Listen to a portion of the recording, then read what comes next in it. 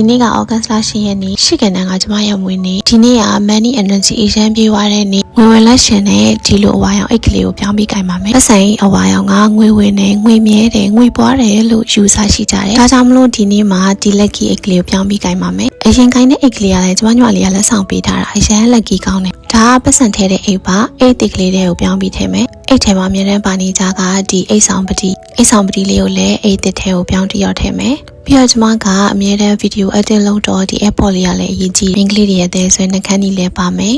ဒါတော့မဖြစ်မနေဆောင်ရမယ်ကတ်တီပေါ့နော်ပတ်စံကြီးကိုအမြဲတမ်းမွေးနေအောင်လို့ကျွန်မယောက်ျားကလက်ဆောင်ပေးထားတဲ့ရေမွေးပြီးတော့ဘောပင်နေနဲ့မာကာပန်လေးလည်းအမြဲတမ်းဆောင်တယ်နောက်တစ်ခုကတော့လက်သိမ်းညက်ပါပြီးရင်ကျွန်မကသွားကြထိုးတယ်လည်းဆောင်တယ်ဒါကတော့အမောင်းစီးနေပါကြီးလို့ဖို့အတွက်နောက်ထပ်အရေးကြီးဆုံးပစ္စည်းတစ်ခုကတော့ဒီတရေခွင်းဒီကတော့ပတ်စံနေအထုတ်လိုက်ချီဖို့ပေါ့ရှင်